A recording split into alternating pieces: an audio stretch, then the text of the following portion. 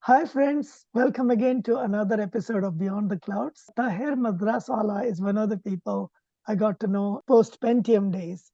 And then I lost touch, and here he is again. Taher, tell us a little bit about your story. Oh, hi, Shankar, and thank you so much for giving me the opportunity. Uh, I've been listening to your webcasts and the work that you've been doing. Phenomenal work, Shankar. I started my first job at Intel 1992. Uh, I joined as a verification engineer, writing test plans for a VLIW architecture, where when Intel was trying to uh, bring in the digital video interface as a protocol in its products. DVI was new at the time, so it was a good opportunity to learn a new processing architecture. Intel decided to morph that protocol into its Pentium ISA. I moved from New Jersey, where I started, to Chandler, and uh, and became a part of the 486 uh, design team that was doing post-silicon validation at the time. And then we got an opportunity to go do Pentium MMX in Haifa, 93, 94. So I did my time in Haifa. I learned some Hebrew, like how you know Hebrew. Yeah, so I did a few of those processes, more like a logic designer, a circuit designer, did some layout. I did a series of these x86 architectures, Pentium, Pentium MMX, Pentium 3, and then Itanium started, and some of us were all too excited to go into yet another new architecture that Intel wanted to create, so that we can have a differentiation from the 32-bit architecture, something very different.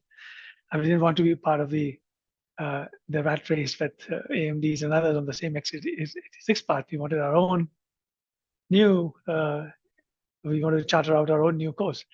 That was a fun journey. We worked with HP in Fort Collins, Chandler, and Santa Clara. It was a joint project. Then Intel started investing in the communication side.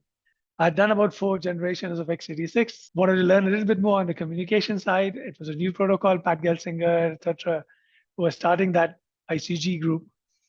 So we jumped ship again and joined to level 1. That was the first time I was introduced to the ASIC world, where you normally land up using tools to do the place and route, and even write RTL at a much higher level of abstraction.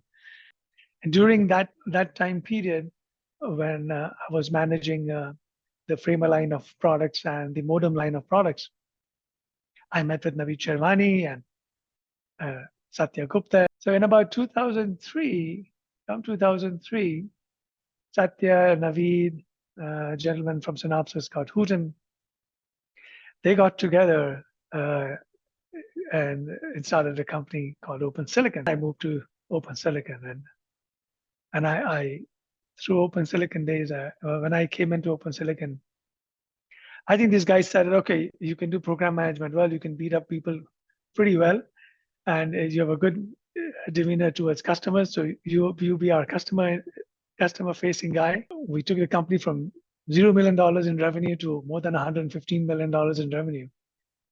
Naveed left us in 2013, and I became the CEO from 14. I sold it back to Naveed when he was the CEO of SiFive in 2018. By that time, I'd kind of figured out that I'm good at building custom silicon. I like creating a product which is predefined by a customer, so something that the customer wants. Customer in the ASIC world, in the custom silicon world, most of the definition comes from almost all of the definition comes from the customer. The architecture is predefined by them, and our job is to translate that algorithm or architecture into a tested path and deliver at a high quality at a very low DPPM number. And that's what we did at Open Silicon. Over the years, we became masters of creating products at a very low DPPM. Industry standard typically on an ASIC is 200 DPPM to 400 DPPM, depending on the die size and the technology node. We, on an average, we sold ASICs that hit 29 DPPM, and so that was our pride that hey, we can sell you parts at extreme high quality, and you don't have to worry about a B0 or a C0 stepping, etc. We can go into production with A0. 2018, we sold the company.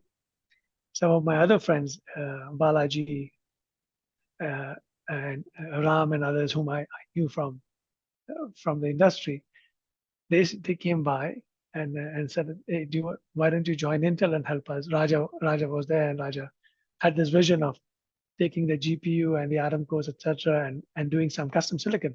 So I joined Intel in 2020. I am a strong believer. Custom silicon and ASICs is the future, and it's fundamental in human nature, Shankar. We as humans love to differentiate. We humans love to see something different every time.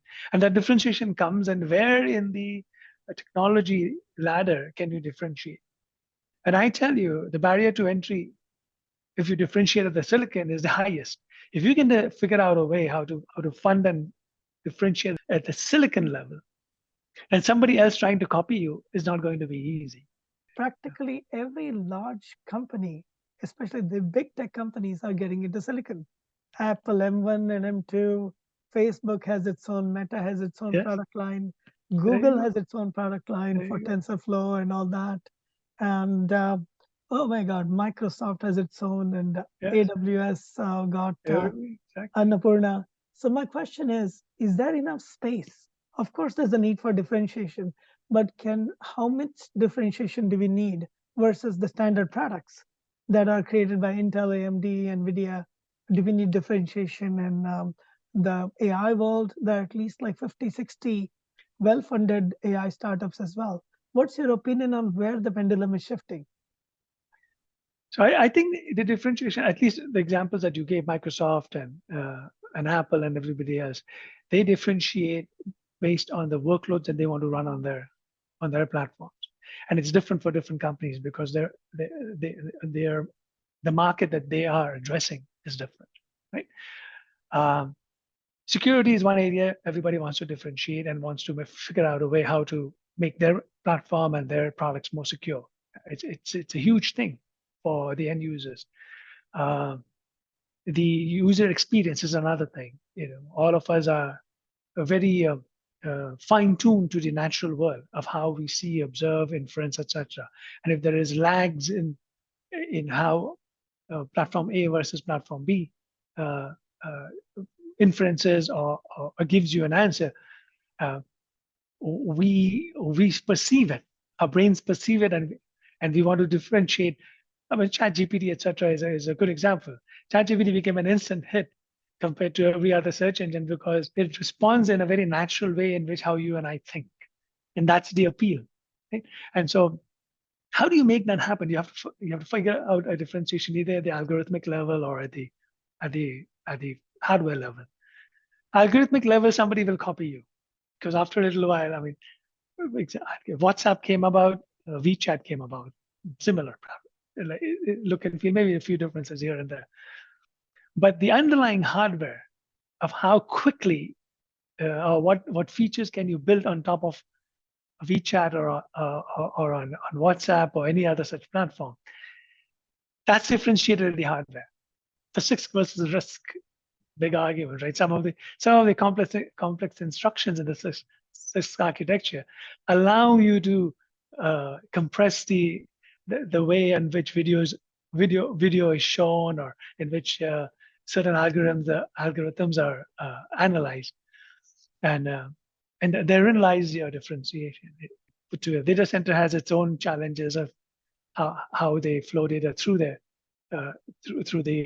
cloud infrastructure versus match Facebook friends and your connections and so forth, versus Twitter that tries to collect info, number of likes that somebody has on, and so forth. Why is it that everybody in the world doesn't wear white shirts?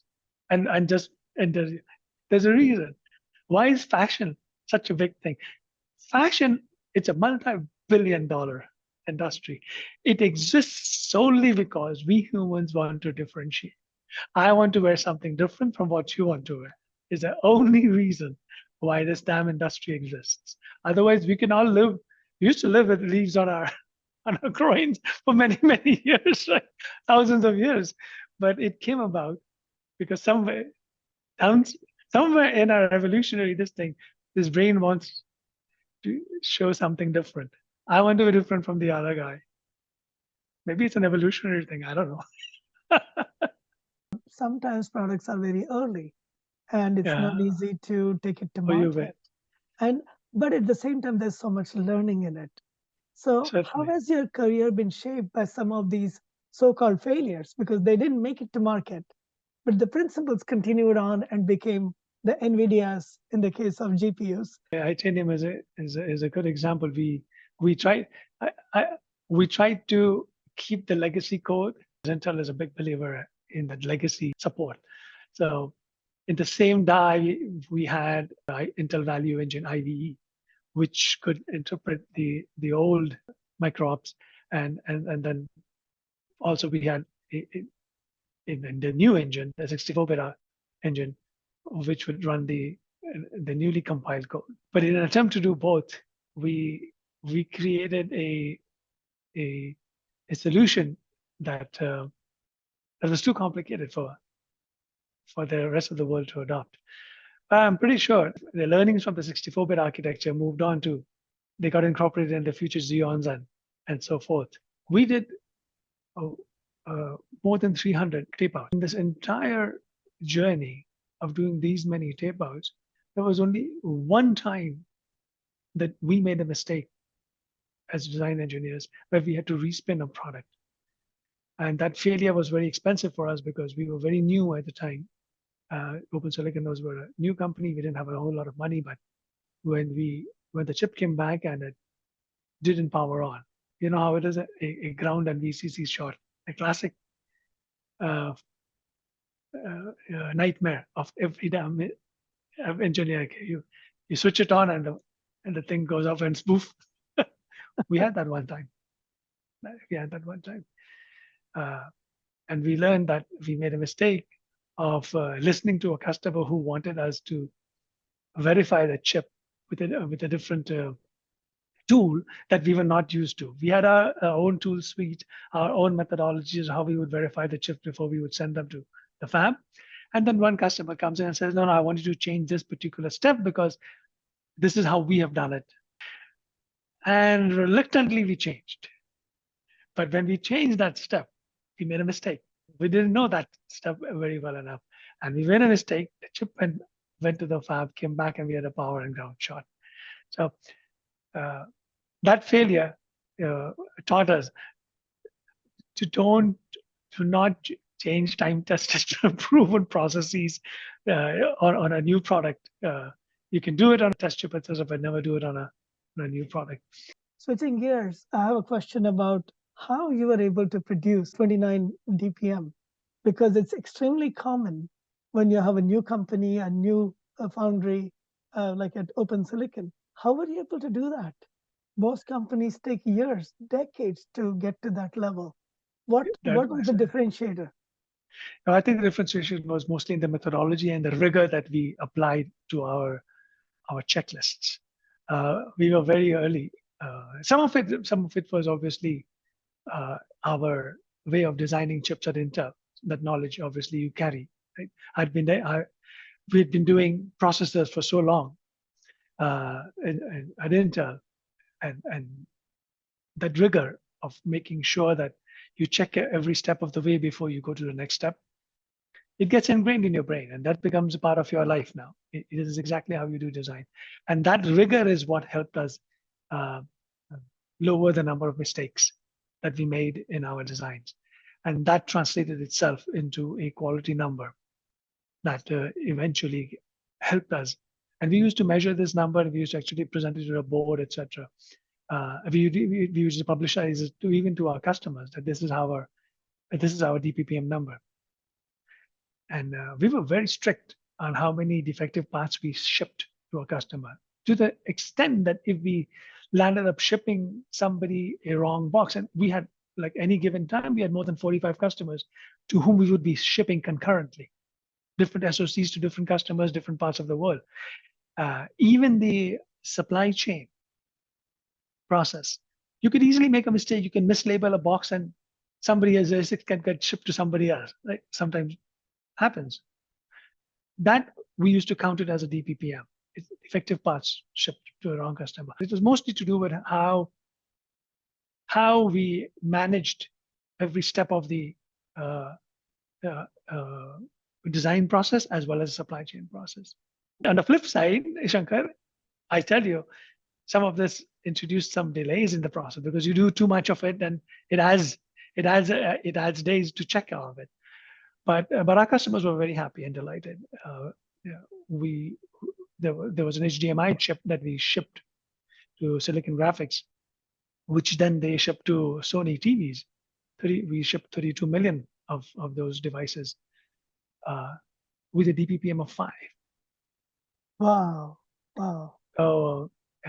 So yeah, those were the, I guess, Intel's design practices and Intel's way of doing things was carried into the company, and that discipline of how you do chip design helped us. And no matter how many times we go off to do different things, we end up at Intel because it's been the mothership. It's the Yes. oldest surviving company that has reframed and restructured the industry multiple times. Amazing. Of course. Taher, you had the golden opportunity. You worked on multiple generations of Pentium, and you could have had a whole long career, as some people do, of staying on the x86 processor. But multiple times you left your comfort zone. What motivated you to take those risks in areas as diverse as communication, custom chips, ASICs, legacy, what is it called, bespoke silicon? What is it that makes you drive towards new adventures, taking the risk of leaving a really comfortable, cushy position? Shankar, I think a lot of, most of us who have a certain way of thinking or the way we behave in our life, a lot of it comes from our childhood days of how we were raised, or how the early days of our formation actually, I believe, become the basis of how we do things in our adult life. The time that we grew up in the 70s, we grew up from a very humble beginnings. I grew up taking those small risks right from my childhood days. We didn't have much when I was growing up, so we had to find a way how to put food on our table. And I earned my first dollar when I was in grade 8. I should say rupees, not dollars. I was in 8th grade, and I had to find I'm the eldest son in the family, and I had to figure out a way how to pay for my school fees and how to pay for the food on our table. And I started teaching kids. My first student was a kindergarten kid to whom I taught Baba Black Sheep, Twinkle Twinkle Little Star, and I got paid for it. And I did pretty well. I mean, I started my career with that, but by the time I finished my high school, that kid, I still remember, the parents used to pay 30 rupees a month. But this is in the late 70s, so it had value. And by the time I finished my high school, I was charging God knows how many, 300 rupees or 400 rupees a month, but tutoring only 2 days a week. When I started, I used to teach for 7 days a week, 2 hours every sitting. Then I used to do 30 minutes, 2 days a week. So anyway, and I had a wonderful life as a young kid, just out of high school. There was a lot of money in my pocket, but I knew that that can only go so far. I could do the math in my head, and I said, I will never be able to buy a car, or I will never be able to settle down. So So I had to do something. I had to do something beyond this just teaching thing. Joined engineering and joined an engineering school, which gave me scholarship. And I joined Aligarh because they were willing to give me the money to. So I left the comfort of Calcutta, my home, and went to Aligarh, a very small town. I used to teach there also, and people didn't know me in Aligarh, so they would not pay me the 300, 400 rupees a month. Nobody knew me, so I went back, started again at 50 rupees a month. I, but uh, but by the time I finished my engineering, I was charging them 500, 600 rupees a month, and I was a very famous guy in Aligarh. Uh, the the teacher that everybody wanted. So when I was leaving Aligarh, a lot of the families, the kids whom I used to teach, these were very rich families of Aligarh. One guy was he was the owner of Diplomat Whiskey. One guy was district magistrate's kid, and so all these the upper echelon of Aligarh knew me.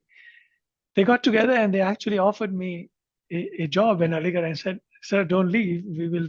How much will you make if you leave Aligarh?" And I wanted to go do do a regular job.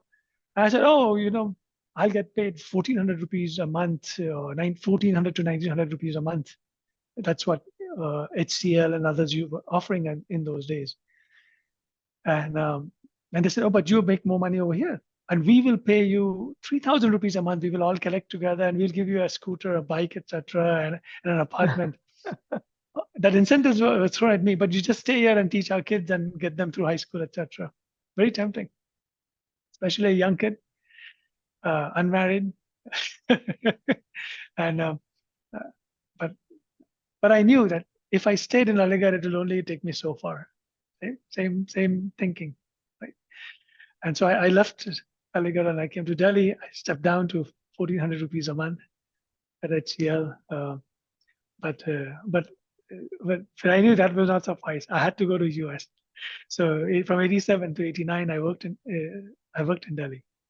From 1,400 rupees a month, I think I went up to 6,000 or something in 2 years. It grew up quite fast. I was leaving my manager, Utpal Barali, I remember him. He offered me the same thing. I said, "Hey, don't go. I'll give you this. I'll give you that." I said, "No, no, no. I got to go to you." Anyway, the pattern I'm trying to paint with you is that I think at every step of the life I've done that. So it wasn't very new when it came to moving from one Pentium to another Pentium to Itanium to ASICs to it just keeps. I think my head is wired that way.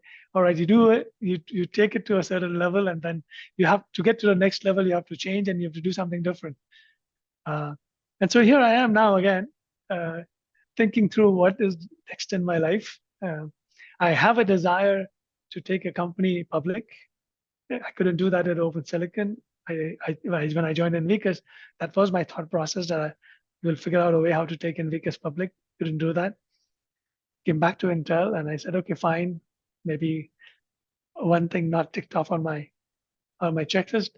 I just just liked Raja's vision and mine were aligned. So I thought maybe I'll go back to Intel and help create a multi-billion-dollar custom ASIC, custom silicon business. So I'm still searching for that next step.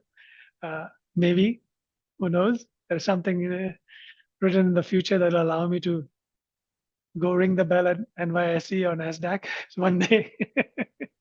Wow, wow, that is exciting. In fact, most of your life you've been an engineering leader. You've created incredible products, run amazing teams. And there was that one time when you became the CEO of Open Silicon. How was life different as an engineering leader versus the leader of the whole company? And is that you also mentioned that that's something you would consider in future? How is it different? And people look at it as skills, right? Engineering skills, business skills. How have you made that transition in the past? Difficult. It wasn't easy, but I had good mentors. I think I have to give credit to Naveed for grooming me into that position. And he walked me through the early days of how to balance business acumen and decision making against engineering decisions. And then the board also helped me. The current CFO of SiFive, JYS, he was one of the guys who kind of encouraged me also that I can do it, and I can find my way into leading a company from a business perspective.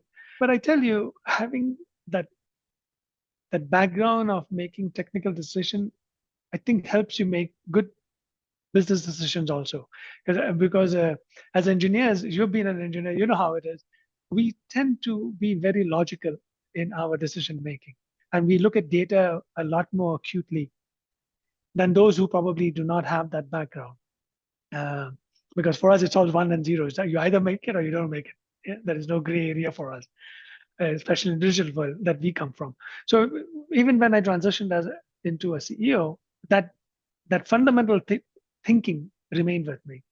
When we were making decisions on which customers to take in, or how to prioritize certain products versus some other products. So should we go raise more money? Should we not raise more money? How do we transition the company from a $100 million company to a $200 million company? All of that was made based on a proper study of our pipelines, proper study of our customer base, their product lines, their marketing plans, their roadmap. And so, yes, it did help. It wasn't that easy, but I enjoyed it. So I ran it from 14 to 18, and I did enjoy it. And we were able to bring it. And I took over during the 14, 15, 16 period when, again, ASICs are dead kind of a thing was going on. And Naveed had just left the company. The perception outside was that, the company is going to fold over. And with that kind of a perception, it wasn't that easy for me and the rest of the team to sign up new customers. But we overcame that. It took us about 2 years to overcome that little dip in our pipeline, and then we were transitioning into a very successful company again. Obviously, the board decided to let go of the company, and as a CEO, you comply to the chairman of the board. You're just a servant. You do what they ask you to do, and we did the right thing. And SiFive has a great ride. It's looking like everything is going well for them. Yes, correct. So far. Yeah. No, we handed over a very good pipeline. We handed over a very cash-rich bank balance. So I'm very happy that in the end we bundled the company in a positive way, and handed over to somebody else. You have seen transitions. Your very first rupee you earned by tutoring students. And today, people come to me all the time. Everything is shifting as we speak. Programming or no programming, code or no code, designing or hardware design, custom design, specialized design. What advice would you give? Students are quite confused these days. How should they navigate their careers? Because everything seems to be changing in the world of hardware, software, cloud, internet. How should students approach the art of learning? Whatever you do, doesn't matter whether you land up, doing software or hardware or biology or history. Doesn't matter. Whatever you do, in Hindi we have this word shiddat se karo, right? What do we say? Put your heart and soul into it. Focus on whatever you're doing, and try to learn it to the nth degree of details. You asked me this question earlier, how were we able to achieve 29 DPPM? It was just simply that particular element of our behavior which allowed us to hit those numbers. There was no magic in this. We didn't create something which others didn't know how to do. I don't think so. Honestly, anybody could have done it. The difference was how we focused. We paid attention to that one number, and we analyzed it. Okay, what does it take to create a part with such low DPPM? What does it mean in terms of, you've done DFT? It's the coverage. If you can catch all the defects at the test site, you spoke about it earlier, you can ship it at a very low DPPM. And so if you pay attention and you continue to peel the onion more and more, you will find that, okay, what does it take to have high coverage? And what is it that, what tests should be written, etc. So going back to your question of what advice would I give engineering students if they are at that phase where they can't make the decision, should I do hardware, should I do software, even inside hardware, what should I do, is there a subspecialty that I should focus on? I say your brain will tell you exactly what is it that you like to do. When we are learning something, or we're reading a book, etc., not all of us appreciate poetry. Not all of us can enjoy reading literature. Many of us enjoy reading science fiction. Some do literature. Some do something else. It's how our brain is wired.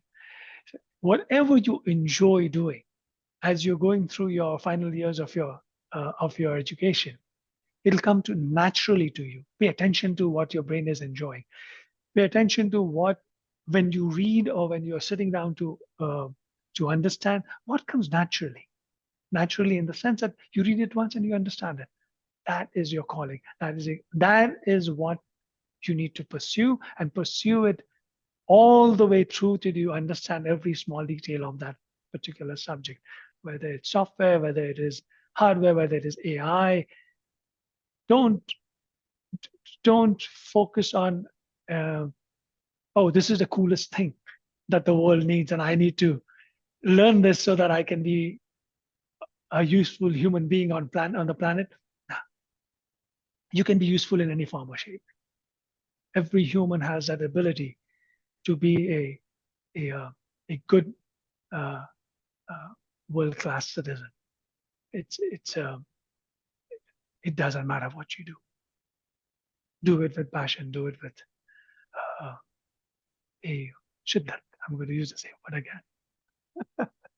Yeah. I mean, it is amazing, and I see that in your career, Taher. You've done so much with shiddat, with focus, with clarity of thought. And we will have many more opportunities to speak because there's so much people can learn from each other.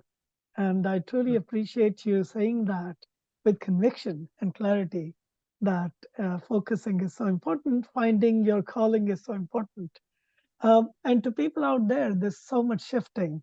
I want to hear from you. I want to learn from you and see how we can all make this world a much better place. Here's Taher who went and lived in Israel and learned from those people. I worked with Israelis and amazing ideas, Yeah. technologies, different style of approaching problems also. And you can't do that easily unless you're focused on the end goal of creating something precious. So thanks True. again, Taher. And to people out there, please come forward. Love to hear from you. Any other words before we close? Oh, thank you very much, Shankar. I think when I started this conversation with you, I was apprehensive. I'm not a very good speaker, and I don't come across very well on the screen. So I was apprehensive, but you made it so easy. You're a fantastic host. Uh, my best wishes to you. I think if you can do more of these, Shankar, and target people like myself who are not very good at articulating uh, our feelings or our journey through life. You bring the best out of us. Thank you so much, Shankar. Thank you. Thank you.